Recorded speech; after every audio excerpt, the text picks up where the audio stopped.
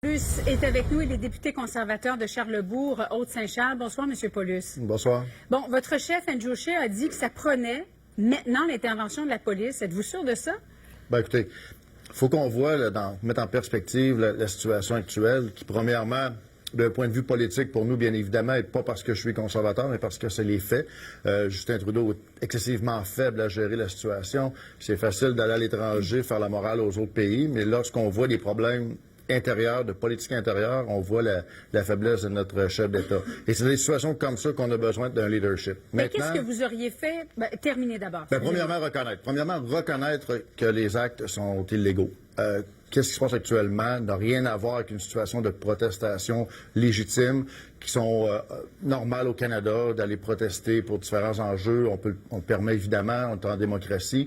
Mais de bloquer les chemins de fer comme on le fait actuellement, c'est un acte illégal. J'entendais M. Trudeau un peu avant qui disait qu'il faut respecter la loi, le droit, mais c'est sa façon à lui de pas dire que c'est illégal. Premièrement, de reconnaître. Donc, comme chef d'État, de dire, écoutez, chez nous au Canada, les Autochtones actuellement, des groupes, il n'y a pas juste Autochtones, il y a des gens d'ailleurs qui sont infiltrés, là, qui viennent faire des actes comme ça qui ont un impact majeur sur l'économie canadienne et qui, en plus, sont illégaux. Premièrement, on reconnaît les faits. Deuxièmement, comment on règle la situation? Là, ça fait déjà plus d'une semaine que ça traîne. On s'est jeté la balle, on a envoyé la balle aux provinces, on envoie ça au fédéral. Là, le problème autochtone, le problème actuel, c'est un problème national. Donc, ça revient à Justin Trudeau et à son gouvernement de trouver une solution. Mais là, vous êtes en train de dire que ça prendrait finalement l'intervention de la police, là, puisque vous êtes en train de me dire que c'est illégal. Au niveau de la police, il faut s'entendre que c'est un dernier recours, bien entendu. Mais est-ce qu'on est rendu là, selon vous, M. Paulus?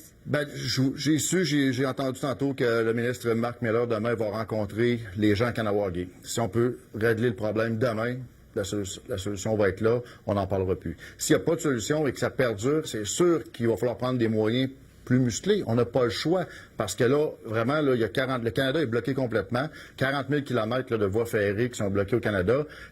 L'impact économique, il y a un impact également. Vous savez, on parlait du propane, on a eu le problème au mois de décembre. Si le problème du propane revient au Québec, il y a des fermes, il y a des animaux qui vont mourir. Donc, à un moment donné, l'acte illégal, on fait quoi? Les citoyens qui nous écoutent actuellement se demandent pourquoi on a deux catégories, là. Les Autochtones peuvent se permettre de faire ça, puis d'autres citoyens ne pourraient pas le faire. Ça, c'est la première question que tout le monde nous demande, peu importe les partis politiques.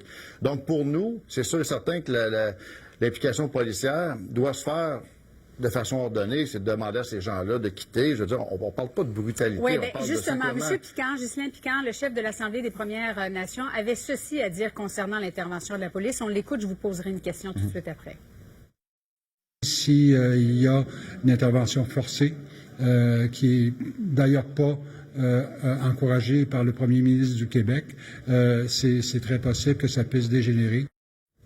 Parce que d'intervenir avec la police de façon simple, je ne suis pas convaincu que ça se peut dans ce cadre-ci avec les Autochtones. C'est toujours la problématique avec ce genre de situation-là. À un moment donné, on permet aux Autochtones de faire des actes comme ça, qui sont illégaux, puis en se disant on ne peut pas intervenir parce que ça va dégénérer. Donc, la solution se trouve où? C'est sûr que la solution de négocier est la meilleure, mais là, ça fait déjà plus d'une semaine. Il n'y a pas beaucoup de temps, là. L'impact économique, l'impact est trop fort sur le Canada et sur le Québec. Donc, comme je disais, si Marc Miller demain peut solutionner le problème, tant mieux, mais il reste que Justin Trudeau s'en lave les mains, fait attention, ne s'implique pas assez fortement dans la situation. On doit avoir un discours qui est ferme. On peut négocier, mais de façon ferme à un moment donné. On ne peut pas toujours laisser les choses aller. Puis là, comme je vous disais, si les Autochtones ont des choses à venir manifester, comme j'en ai vu à Victoria, qui était aujourd'hui à Victoria, ils ont manifesté devant le Parlement de la Colombie-Britannique. C'est correct. C'est des choses qu'on écoute, puis c'est fait pour ça, les manifestations.